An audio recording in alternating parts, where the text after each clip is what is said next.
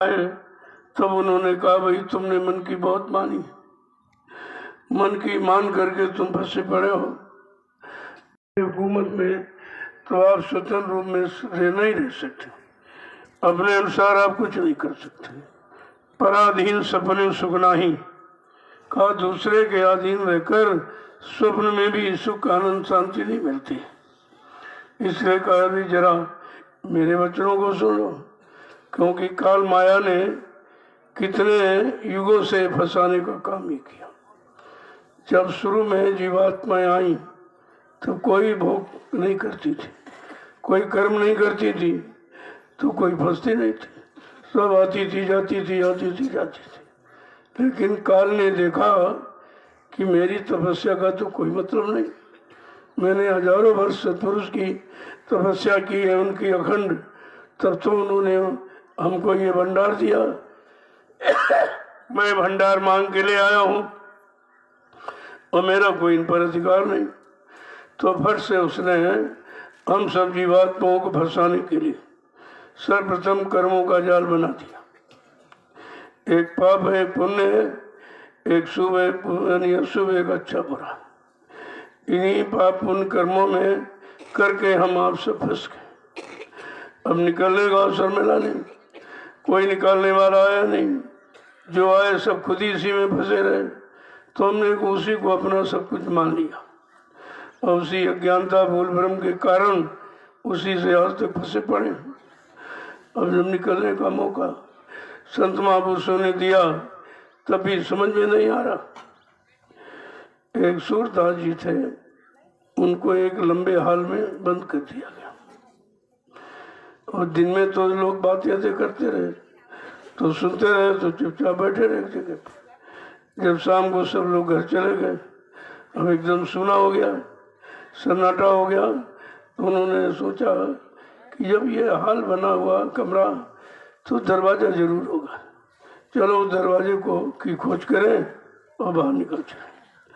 तो धीरे धीरे दीवार का सहारा लिया, धीरे धीरे चलते चलते जब दरवाजे के पास पहुँचे तो उनके सिर में खुजली लग गई।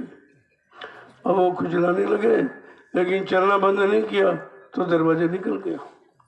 ऐसे जितनी बार मतलब यानी दरवाजे पर आए वो खुजली लगी तो वो दरवाज़ा छूट गया।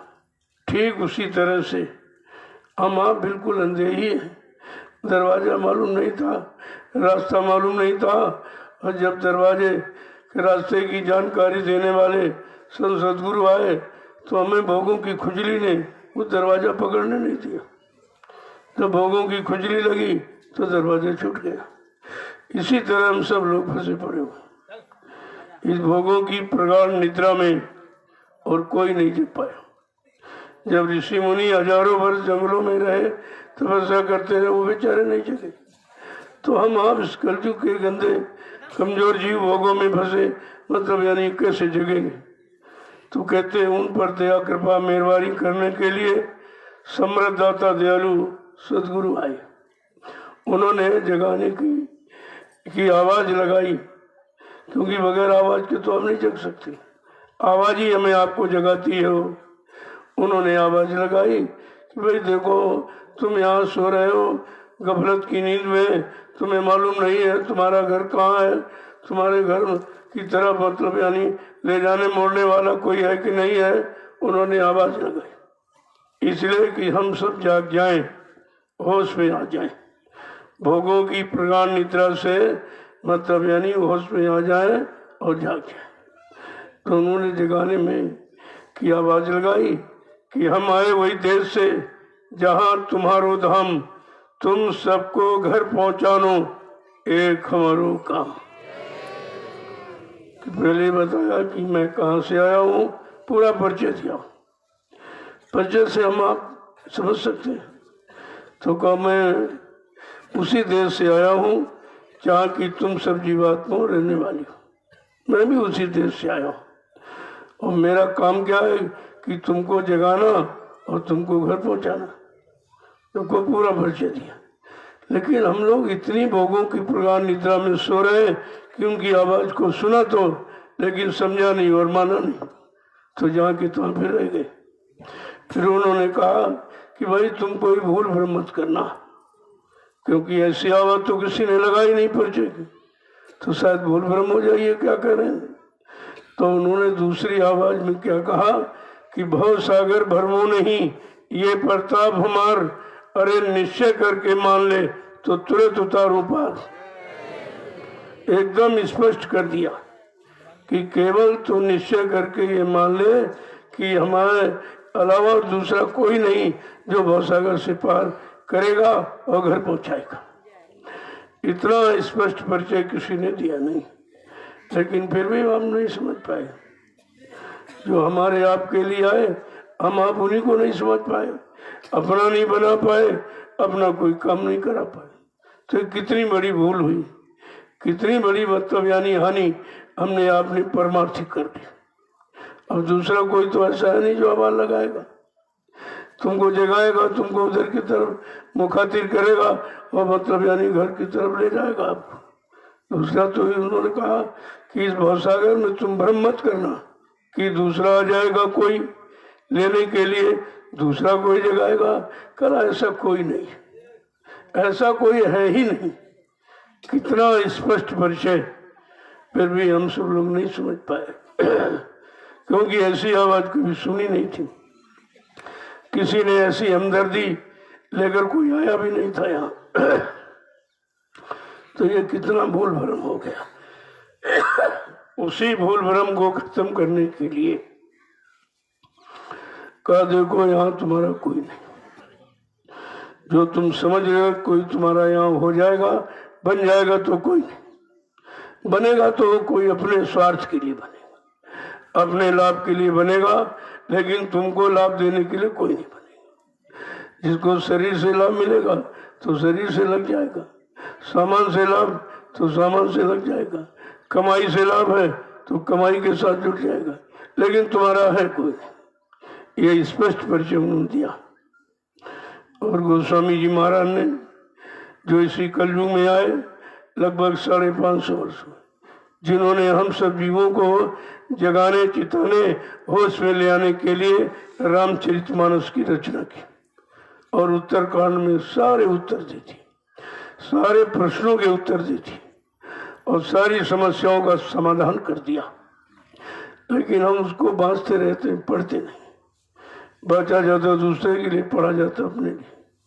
पढ़ा नहीं मतलब बांच के सुनाते रहे, गाते रहे, बजाते रहे, भाषण प्रवचन करते रहे, लेकिन अपने मन को समझाने का प्रयास नहीं किया। अरे वो वचन तुम्हारे मन को समझाने के लिए थे। इस शैतान मन को समझाओ और भोगों से धीरे धीरे इसको हटाओ और नाम योग में इसको लगाओ, तो ये तुम्हारा काम हो जाएगा। तो उन्होंने स्पष्ट रूप से सब कहा। उन्होंने रामचरितमानस के उत्तरकांड में सबको लिख दिया। ये देखो काल माया ने जाल बनाया और वो जाल से निकलने नहीं देगा। अगर निकलने की कोई युक्ति किसी संत महापुरुष से मिल गई तो फिर भी वो दखलंदाजी करेगा, उत्पात करेगा। तो उन्होंने कहा कि काल अपनी माया से कहा कि देखो तुम अपनी सहेलियों को भेजना, इसको सतगुरु के वचन सुनने मत देना, वचनों पर विश्वास करके लगने मत देना और नाम की कमाई करने मत देना और परमार्थी सेवा करने मत देना, नहीं तो सारी जीवात्माएं निकल जाएंगी, मेरा देश खाली हो जाएगा। मैं किस पर राज करूंगा? राज करने के लिए तो मैंने तपस्या की थी, उसी से भंडार मिला था। अब ये अगर संत महापुरुषों के वचनों को सुनेंगी और सुनकर जाग जाएंगी और अपने घर की तरफ चल पड़ेंगी तो मेरा देश खाली हो जाएगा। तो रिद्धियों सिद्धियों को माया ने आदेश दिया कि जाओ। तो गोस्वामी महाराज कितना समझाने का प्रयास किया है कि तुम देखो किसी की सुनना मत, किसी की तरफ देखना मत और किसी के बात पर विश्वास मत करना, तुम्हारा यहाँ कोई नहीं। तो कहा कि रिद्धियां सिद्धियां क्या करेंगी आके कि रीति सीति बहु प्रेर भाई अभूत लो दिखावन आई कि रिद्धियां सिद्धियां क्या करेंगी, तरह तरह के प्रलोभन लालच आपको देंगे कि ये क्या कर रहे हो, जो तुम कहो वही हो जाएगा। तुमको सूरज निकले तो सूरज निकलेगा, तुमको पानी बरस जाए तो पानी बरस जाएगा। इस तरह का जहाँ उसने लोभ लालच दिया तो फिर से हम आप फंस जाएंगे कि अरे तो हमको बहुत अधिकार मिल रहा, हमको तो सबसे बड़ा अधिकार मिल रहा है, लेकिन झूठे अधिकार में हम फंस सकते हैं और फंसी गए सारे जी।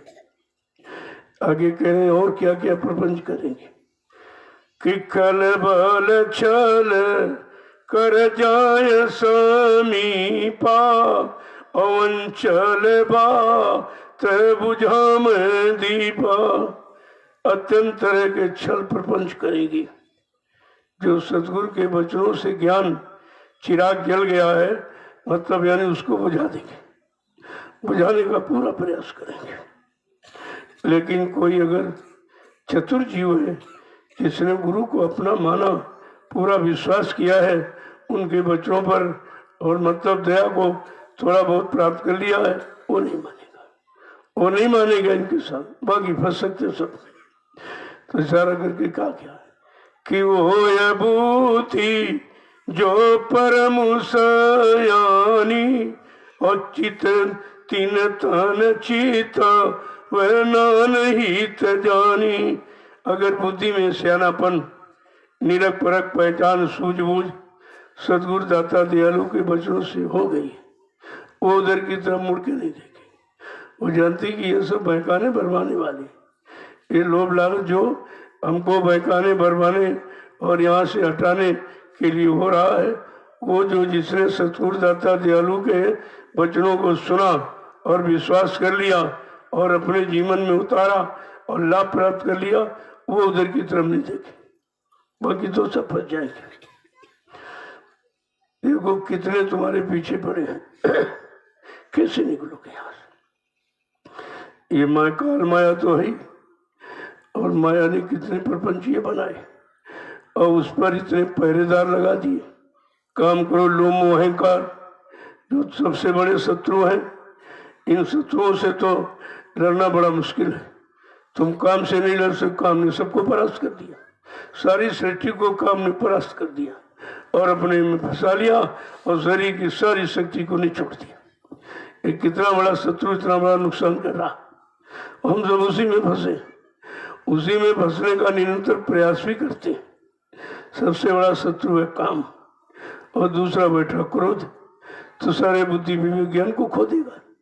जैसे क्रोध आया तो तुम सब भूल जाओ, एकदम अंधा कर देगा आपको, और इसके बाद लोभ आया उसमें डुबो देगा आपको। जब कोई अच्छे सच्चे वचन, कोई परमार्थी सेवा के लिए आदेश हुआ तो लोभ खड़ा हो जाएगा, अरे रे कहाँ सब खर्च कर रहे हो, इसकी क्या जरूरत है, इसको बचा के रखो, परिवार में खर्च करना, यानी परमार्थ से हटा देगा आपको। इसके वहां मोह है, फिर हमको जो सामान है तो ना सामान है दूसरे का, लेकिन उससे मोह हो गया कि हमारा है हमारा है हमारा, तुम्हारे यहाँ कुछ नहीं। ये मोह जाल, मोह सकल व्याधन कर मोड़ा, संपूर्ण व्याधियों की दुखों की जड़ है मोह। अब ये मोह जाएगा कैसे, पूजा पाठ से तो गया नहीं, तीर्थ भरते आपने बहुत किया तरह तरह के, जब तक ये गमन किया, लेकिन ये नहीं गया, ये नहीं गया, तो ये मोह जाता किससे। कहा बिन सत्संग न होए मोह भंगा, बिना सत्संग के मोह भंग नहीं होता। देखिए आप, और इसके बाद जबरदस्त बैठा अहंकार, कहते जब आया अहंकार किया करा सब बेकार, सब चौपट कर देगा अहंकार आते ही। अब ये पांचों कितने प्रबल हैं, कितनी शक्तिशाली हैं, इनसे हम छुटकारा कैसे पाए।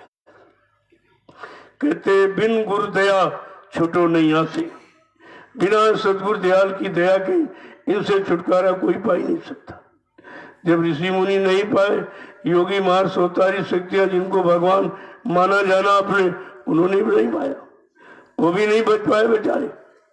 तो कहा कि जब समर्थ सदगुरु दाता दयालु मिल जाए, छोरत ग्रंथ पाए जब कोई, तब यह जीव कृतार्थ।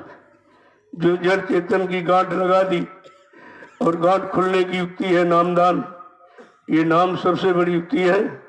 इसीलिए समर्थ दाता दयालु ने हम सबको सर्वप्रथम नामदानी थी।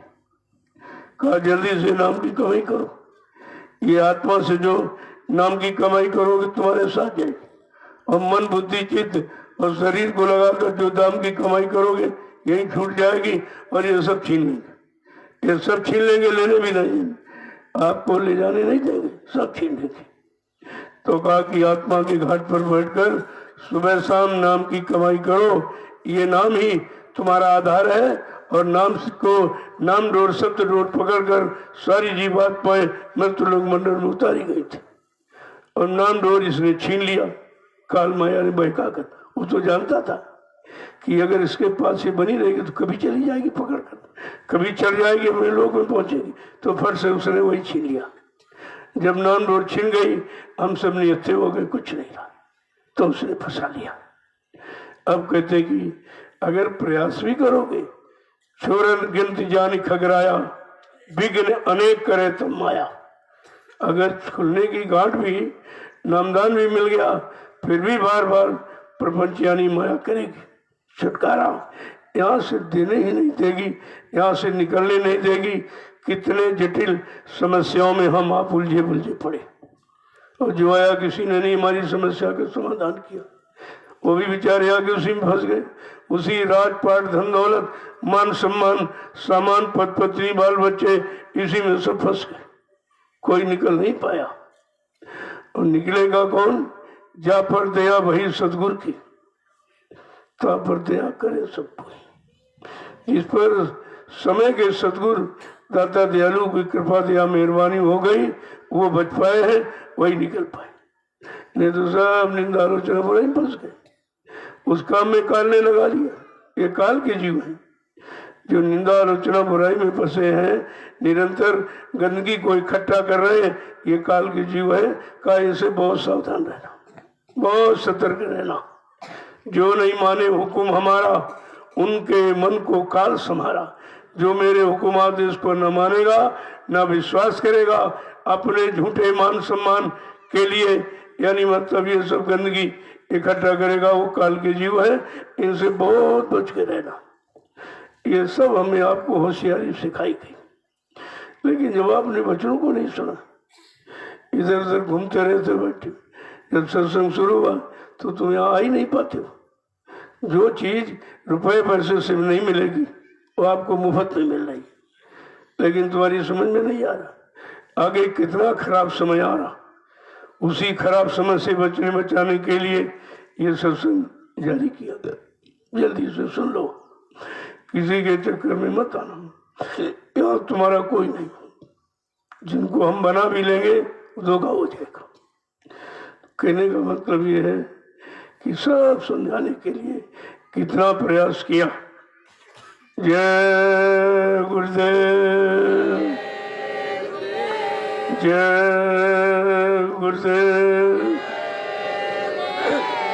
जय गुरुदेव, जय गुरुदेव नाम किसका, जय गुरुदेव नाम किसका, जय गुरुदेव नाम किसका, प्रभु का प्यारा नाम।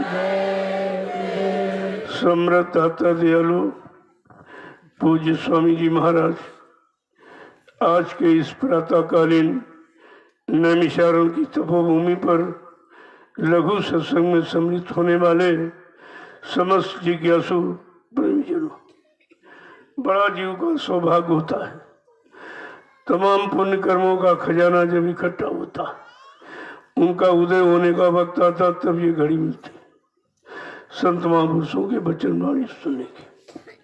ऐसे नहीं आपके पुण्य कर्मों जगह तभी हम आप यहाँ आए, इस धरती पर तभी आता है। ऐसे कोई नहीं आ सकता, क्योंकि 88,000 ऋषियों की तपोभूमि है, इतनी पाक साफ निर्मल पवित्र है।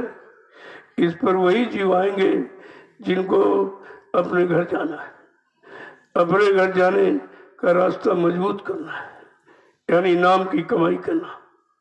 और वो आपके सामने कराया जा रहा। अभी 5 बजे घंटा संग बजा था। घंटा संग क्यों बजाया जाता? ये निरंजन की आवाज है। उसी के देश में हम आप रहे हो तो उसके देश से निकलने के लिए ये आवाज लगाई जाती है कि अब काल माया के देश से निकलो, बहुत हो गया फंसे, बहुत हो गया रोते बसताते, अब जरा यहाँ से निकलो और चलो।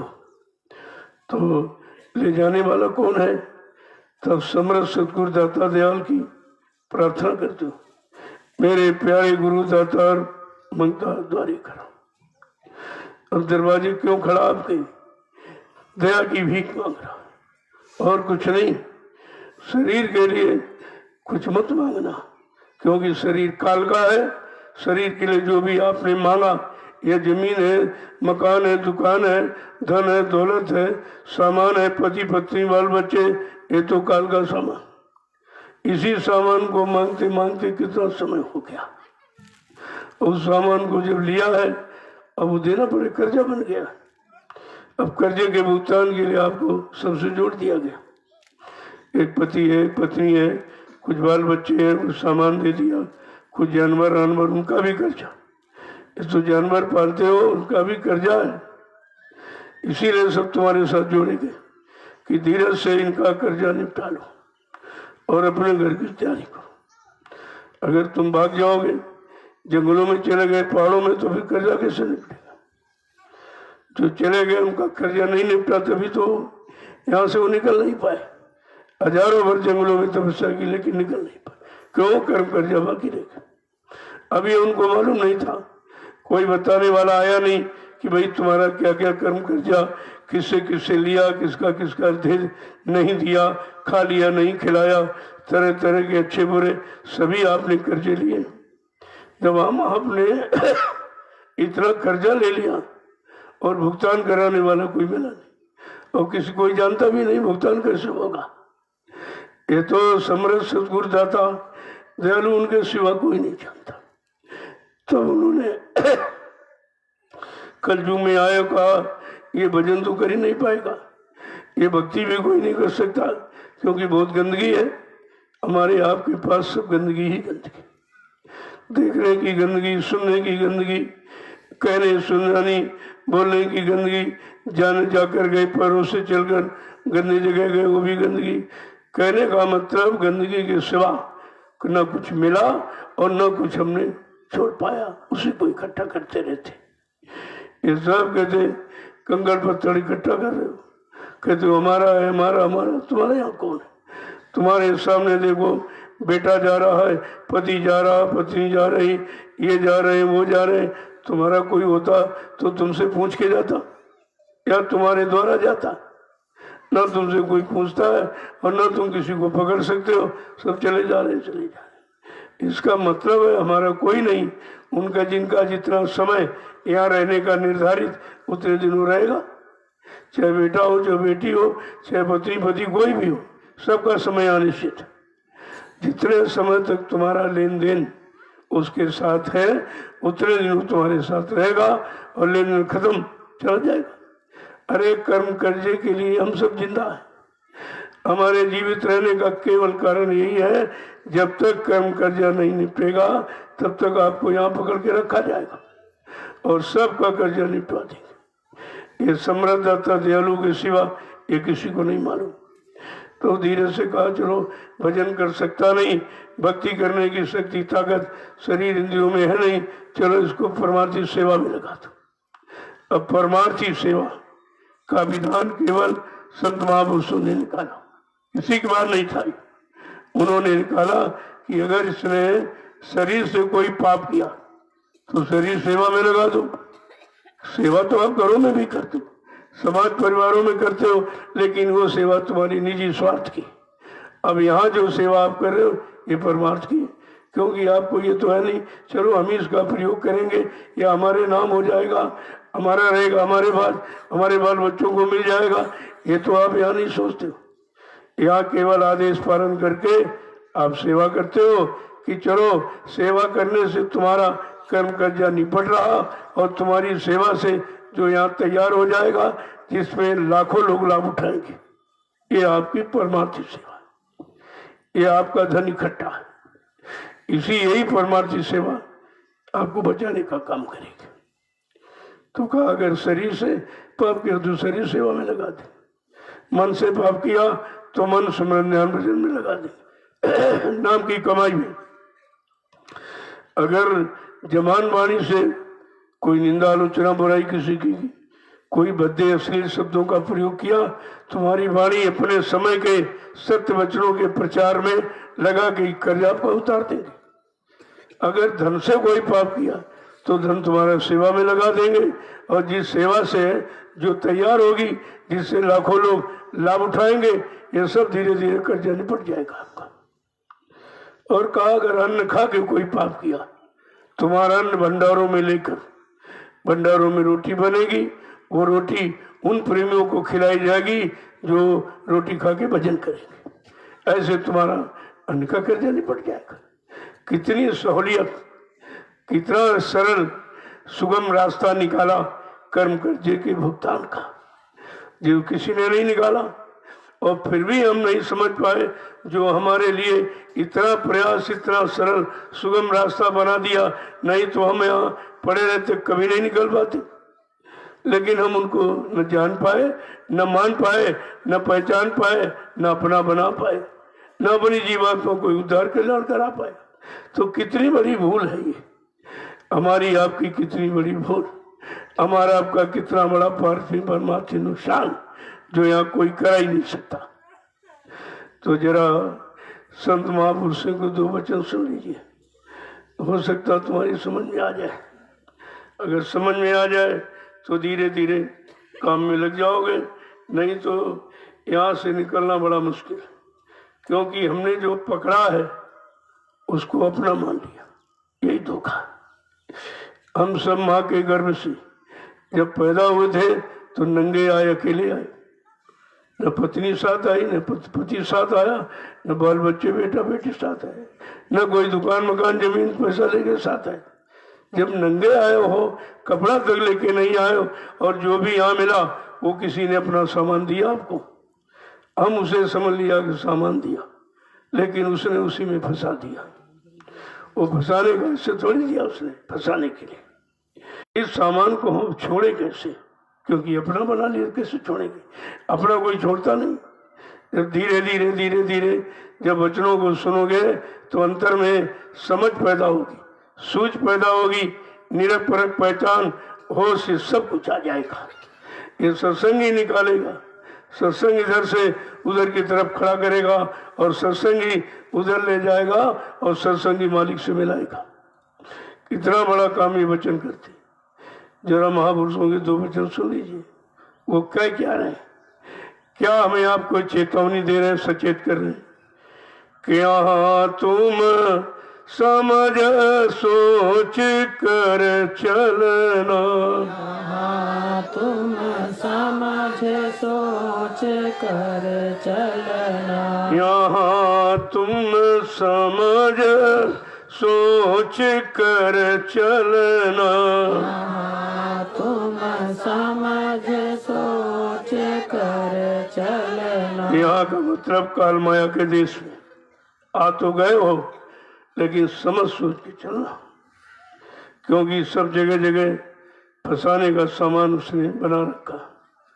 वही तुम्हें पकड़ा देगा, और तुम भूल भ्रम में फंस के उसे पकड़ कर धीरे धीरे अपना मानने लगोगे। जब किसी ने दिया है वो कभी ले सकता है, तभी तो बेटा छीन लिया, बेटी छीन लिया, पति छीन लिया, पत्नी भाई सब छीन लिया था, क्योंकि उसने दिया, तुम्हारा नहीं है। तुम कुछ लेके नहीं आए तो कैसे कहते हो हमारा हमारा। क्या देखिए कैसी जागृति पैदा कर रहे हैं कि ये तो राह बड़ी अति टेढ़ी, ये तो राह बड़ी अति टेढ़ी, ये तो राह बड़ी अति टेढ़ी,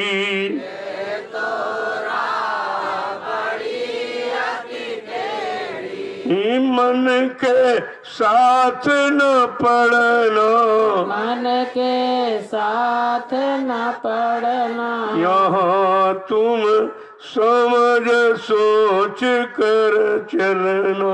यहाँ तुम समझ सोच कर चलना। क्या करे, काल माया ने मिलकर बड़े टेढ़े मेढ़े रास्ते बनाए ताकि तुम निकल ना पाओ। सीधा बना तो सब निकल जाते, कहा टेढ़े मेढ़े रास्ते, कहते बहुत कठिन है यहाँ से निकलना, अपने घर को पहुंचना। क्यों इतना टेढ़े मेढ़े रास्ते भरमाने बहकाने के लिए बना दिए हैं।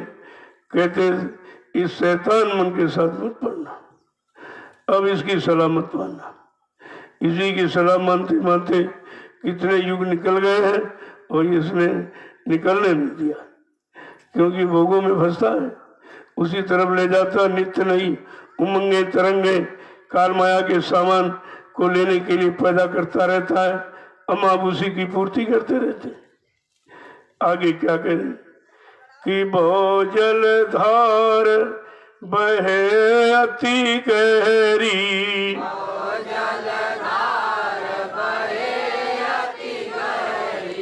बहु जलधार बहे अति गहरी, जलधार बहे अति गहरी, गुरु बिन कैसे पारे उतरना, गुरु बिन कैसे पार उतरना, यहाँ तुम समझ सोच कर चलना।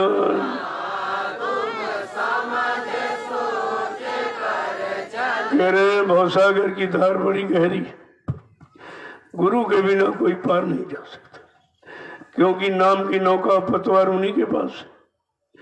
बगैर उसके इस भवसागर से न कोई पार कभी गया और न कोई जाएगा। ये समय के सदगुरु पर निर्भर करता है कि वो कौन सा नाम बेड़ा लेके आए, कौन सा नाम बेड़ा भवसागर पार करने की लगाया और कैसे आवाज लगाए।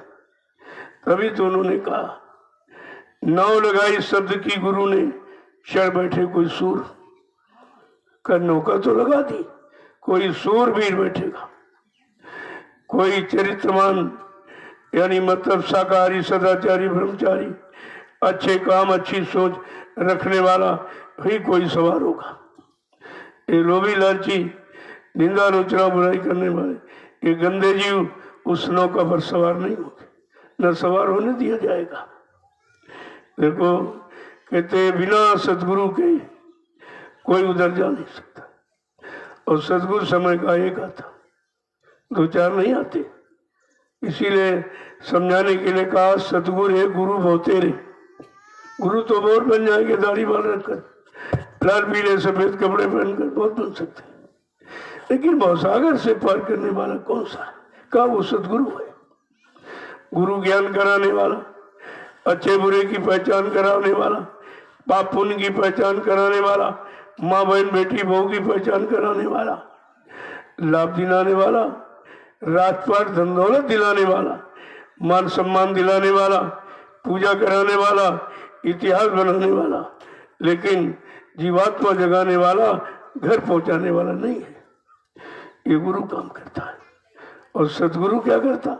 सत माने ईश्वर, गुरु माने मिलाने वाला। जो ईश्वर ब्रह्म पार ब्रह्म महाकाल सतपुरुष से मिलाए, दर्शन दीदार कराए और घर पहुंचाए, उसको सतगुरु कहते। देखो दोनों चीजें, तो गुरु तो यहाँ बहुत आए, लेकिन सतगुरु समय का है। इसीलिए तो कहा कि मन कहे चलो मत कोई, अब सतगुरु कहे करो तुम सोई, वो करो। और सतगुरु दाता दयालु ने क्या कहा, वही तो वचन ये बताए जा, ये वचन वही सुनाए जा। सुनाने वाला कोई सतगुरु नहीं होता है, वो तो पार लगाने वाला घर ले जाने। अब सतगुरु की अखंड वाणी है, अगर बताई नहीं जाएगी, सुनाई नहीं जाएगी तो समझेंगे कैसे? समझेंगे कैसे? लेकिन सुनाने वाला कभी अपने को गुरु नहीं कहता, कभी सतगुरु कुछ नहीं, वो तो उपदेशक है, आदेश का पालन करने वाला है। तो आगे समझा के कह क्या रहे कि गुरु से प्रीति करो तुम ऐसी, गुरु से प्रीति करो तुम ऐसी, गुरु से प्रीति करो तुम ऐसी, गुरु से प्रीति करो तुम ऐसी, जस कामी कामिन संग धरना, जस कामिनी कामिन संग धरना, यहाँ तुम समझ सोच कर चलना। तुम समझ सोच कर चलना। कहते हैं ऐसे सतगुरु दाता दयालु से कैसी प्रीति करो, क्योंकि तुमने प्रीति तो यहाँ की है, उसी से उदाहरण देकर समझाते। जैसे कामी पुरुष कामी स्त्री से प्रेम करता है, बगैर उसके रह नहीं सकता, बगैर मतलब यानी उसके कुछ कर नहीं सकता, 24 घंटे उसी में ध्यान देता। इस तरह से हमें आपको गुरु के चरणों से, उनके वचनों से, उनकी शरण में ऐसा प्रेम करना चाहिए। उदाहरण भी वही देंगे जिसमें तुम फंसे हो, तभी तुम समझ पाओगे। आगे क्या कह रहे कि संग करो चेतक चित राखो, संग करो चेतक चित राखो, संग करो